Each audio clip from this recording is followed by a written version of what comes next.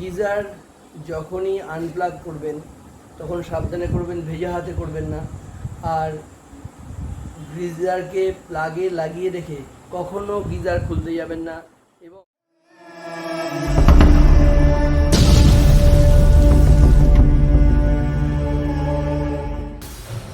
Welcome friends, the PK the blogger চ্যানেলে সবাইকে স্বাগত জানিয়ে আজকে একটা ছোট্ট গৃহস্থালী সমস্যা নিয়ে এসেছি। ওই যে দেখো, গিজারের সমস্যা। গিজার থেকে টপ টপ করে জল পড়ছে। এই গিজারের এই প্লাস্টিক পাইপটা থেকে জল বেরিয়ে আসছে। তো আজকে চলো ঘরোয়া পদ্ধতিতে আমরা নিজের মতো করে চেষ্টা করে দেখি কিভাবে এই সমস্যার সমাধান করা যায়।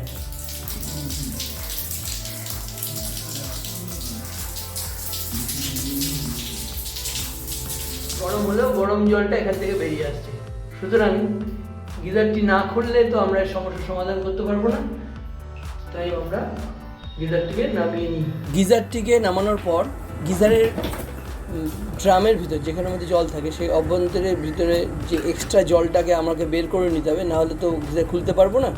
যাই হোক, একটা বালতির মধ্যে আমি গিজারের এক্সেস জলটা আস্তে আস্তে কাত করে করে জলটাকে বের করে নেওয়ার চেষ্টা করছি। তো জল বের করে ফেলাটা একটু সময় সাপেক্ষ ব্যাপার, তো এটা করলাম। করে এতটা লেন্দি প্রসেস দেখাবো না। জল বের করার পদ্ধতি সেটা আপনারা সবাই পারবেন। প্রথমে গিজারের আউটার শেলের স্ক্রুগুলো, পিছন দিকে 4টে স্ক্রু আছে, লম্বা স্ক্রু, আমরা খুলে নিলাম।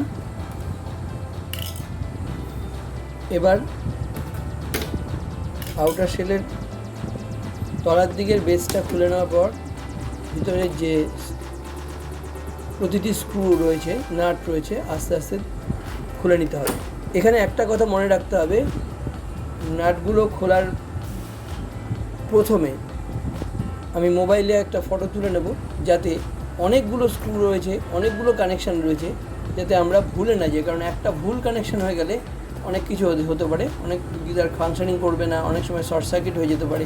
তাই আমরা বিভিন্ন অ্যাঙ্গেল থেকে কয়েকবার মোবাইলে কতগুলো স্ক্রিনশট বা ছবি তুলে নেব। জলের স্টোরেজ, জলের আধারটা যে ওগুলো খোলার সময় অনেক সময় এখানে ওয়াশারগুলো থাকে, লোহার ওয়াশারগুলো। এই ওয়াশারগুলো পরে যখন আবার লাগাতে হবে তখন খেয়াল করে লাগাতে হবে।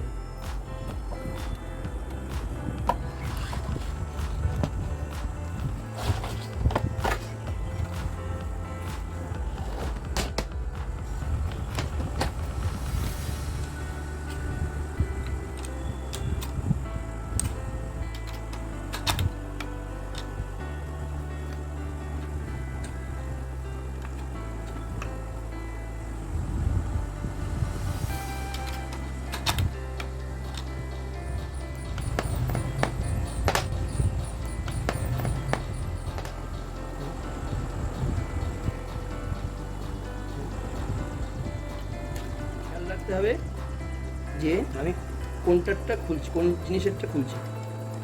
দরকার হলে ছবি তুলে রেখে দিতে হবে, স্টিল ফটোগ্রাফি করে তুলে দিতে হবে। যে আমি খেয়াল রাখতে হবে যে আমি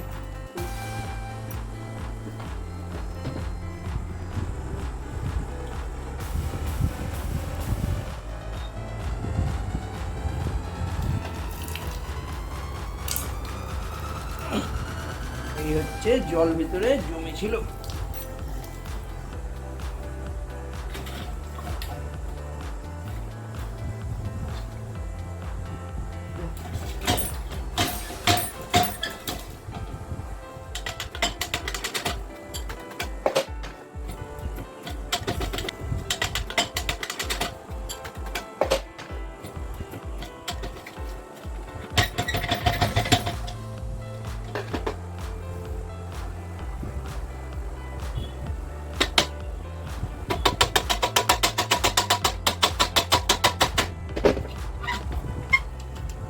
গরমে কপার ওয়্যার কীভাবে বেগে চেপে বসে থাকে দেখুন, বের করতে গিয়ে অবস্থা খারাপ। Too tight, to take out. আগের বার যখন আমি বের করেছিলাম এই কপার ওয়্যার এরকম বেঁকে যায়নি, এটা সোজাই ছিল। আজকে কি অবস্থা দেখো, বেঁকে যায়। এমনও আমি দেখেছি আমার এক রিলেটিভের বাড়িতে এই কপার ওয়্যার ভিতর থেকে গলে গিয়ে শর্ট হয়ে গেছিল। সুতরাং এই ব্যাপারটা একটু সাবধানে খেয়াল রাখবেন। এখন এটি একটি মেটালের খোল ছাড়া আর কিচ্ছু নয়।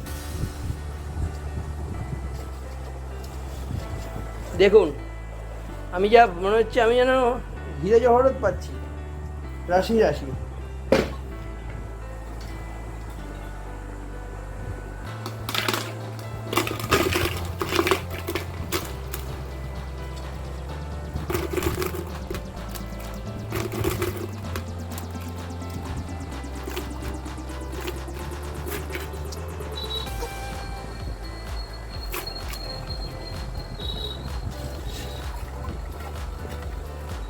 আরও অন্তত 10 মুঠ ভিতর থেকে বেরোবে। তো সময় নষ্ট না করে আমি আগে কাজটা সেরে নিই।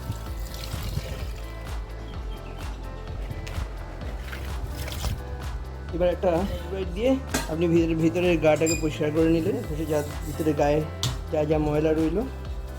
আর ছুরির উল্টো দিকটা দিয়ে, এদিকটা ভোঁতা সেই দিকটা দিয়ে লক্ষ্য রাখতে হবে এই যে আঘাত করা জায়গাটা একটু স্ল্যান্টিং হইতে যেন হয় এবং হালকা করে হয়, খুব জোরে মারবেন না, খুব জোরে মারা যাবে না। বেশ কদিন আমি জল চালাইনি বলে খসে পড়েছিল, যেগুলো লেগে আছে সেগুলো এভাবে বের করতে হবে। সমস্ত কিছু পরিষ্কার করার পর ভিতরের দেখুন, ভিতরের আমরা স্কচ ব্রাইট দিয়ে পরিষ্কার করেছি, ভিতরে আপাতত পরিষ্কার হয়ে গেছে। কত ময়লা জমেছে।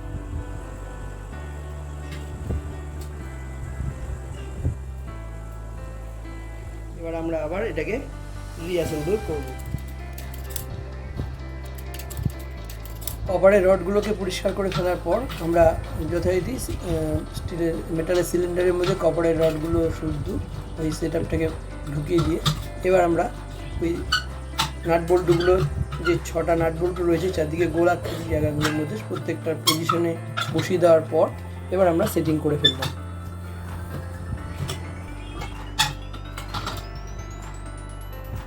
তারের এই জায়গাগুলো ফেটে গেছে, এইটাও ফেটে গেছে, এটাও ফেটে গেছে, এটা ফাটবে করছে। আমাদের এই জায়গাটা তাহলে পাল্টাতে হবে না, এখানে ফ্ল্যাশিং হয়ে সার্কিটটা যেটা আছে সেটাকে নষ্ট করে দেবে, তাহলে গিজার অচিরেই খারাপ হয়ে যাবে।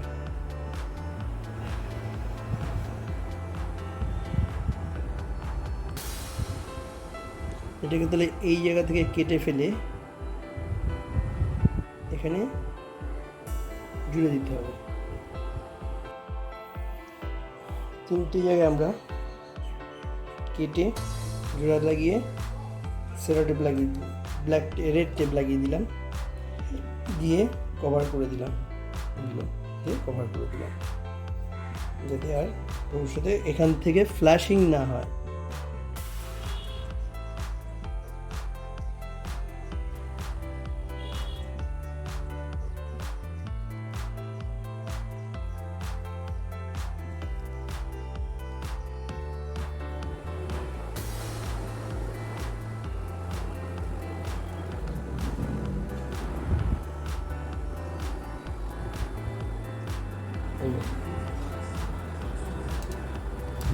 প্রথমে ওয়াশার, তারপরে এই কানেক্টিভিটি পার্ট, তারপরে হচ্ছে আর্থিংয়ের পয়েন্ট, তারপরে বিশেষ করে স্ক্রু দিয়ে এটা টাইট করতে হবে।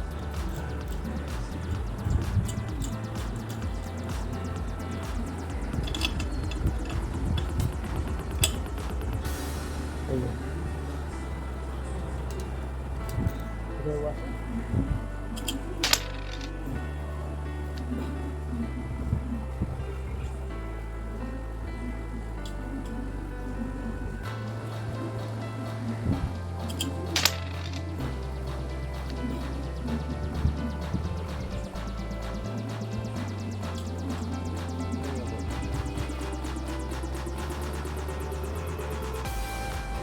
এবার আমাদের পালা এগুলো বসানোর আগে ফাইনাল সেটিংয়ে আমরা এই পয়েন্টগুলো স্ক্রুগুলো লাগিয়ে নেব।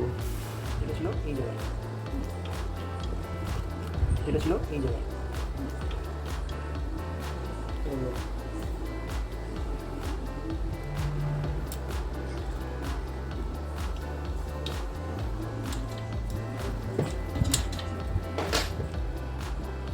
এবার লাইনের ফিটিং কমপ্লিট। ফাইনালি এই যে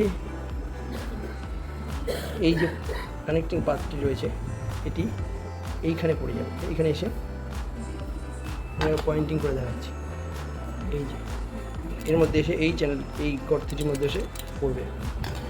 এবার দেখুন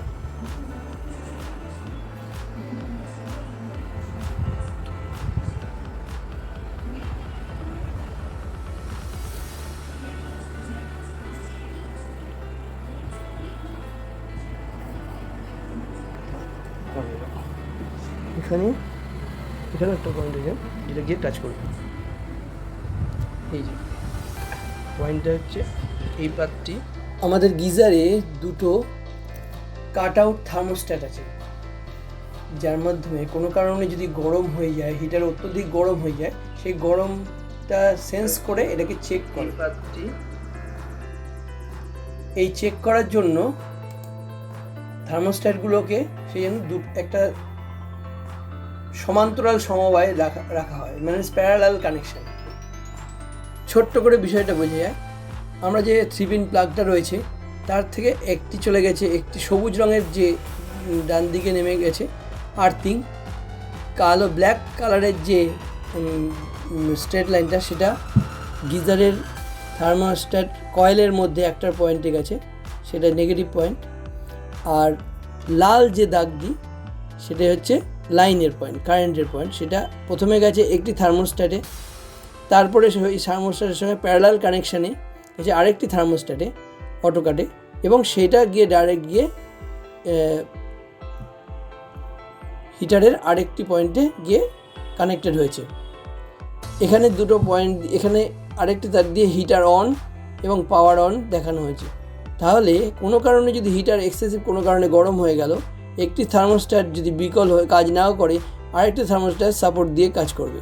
এবং জেনারেলি বলা হয় মোটামুটি 65 ডিগ্রি সেলসিয়াস পর্যন্ত টেম্পারেচার নেয়। কোনো কারণে সেই টেম্পারেচার ব্রেক করে যদি উপরের দিকে উঠে যায়, দ্যাট ইজ আপ টু মানে 85 ডিগ্রি সেলসিয়াসের টেম্পারেচারে চলে এলেই তখন এই থার্মোস্ট্যাটের পাশেই রাখা একটা পিতলের হেক্সাগোনাল স্ট্রাকচার রয়েছে, তার মধ্যে একটা কয়েনের মতো থাকে, ওটা গলে গিয়ে হিটার বাস্ট হওয়া থেকে প্রোটেকশন দেওয়া থাকে। এখানে গিয়ে টাচ করবে কানেক্টিভিটি।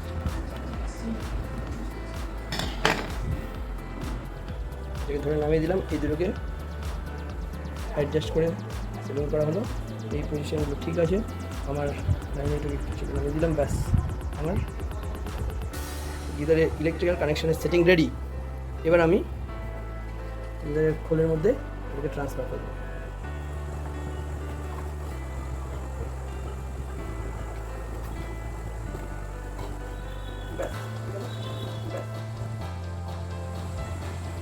এখানে একটা জিনিস খেয়াল রাখতে হবে, এই যে গর্তের কানেক্টিং পয়েন্ট এটাকে একদম সমান সমান রেখে এখানে স্ক্রুইংটা করতে হবে, যা একটু টাফ। এখানে ওয়াশারটা দিতে হবে, দিয়ে এই স্ক্রুইংটা করতে হবে।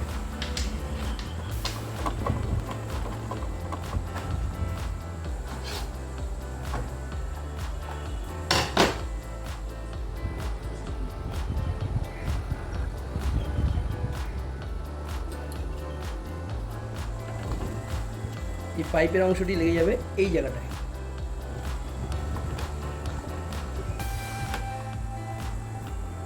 রিডিং দেখাচ্ছে এটা হচ্ছে ম্যাক্সিমাম টেম্পারেচার গিজারের, এটা মিনিমাম। এই ঘুরছে, আমি ম্যাক্সিমামে করে রাখলাম। এটার খাজের মধ্যে দিয়ে গিয়ে বসে এটাকেও ঘোরাবে, তার মানে এটা মিনিমাম আর এটাও ম্যাক্সিমাম, এটাও ম্যাক্সিমাম, তাহলে ম্যাক্সিমাম গাটে পড়বে। এবার আমি এটাকে সেটিং করি।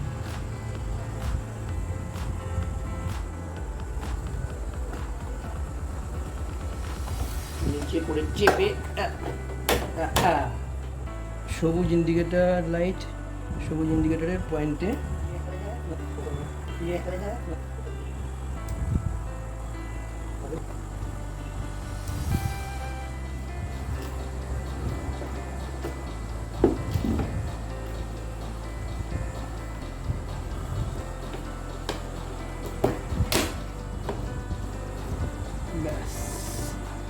আমাদের গিজার ফিটিং মোটামুটি কমপ্লিট। এবার 4টে স্ক্রু বাকি আছে, আর এখানে কভারিং দুটো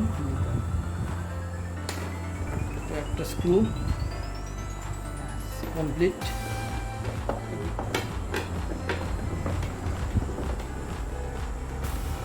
গিজার ওয়াশিং এবং রিপেয়ারিং হয়ে গেল। রিইনস্টলেশনের জন্য গিজার এবার রেডি। প্রসঙ্গত একটা কথা বলে রাখি যে গিজার যখনই আনপ্লাগ করবেন তখন সাবধানে করবেন, ভেজা হাতে করবেন না।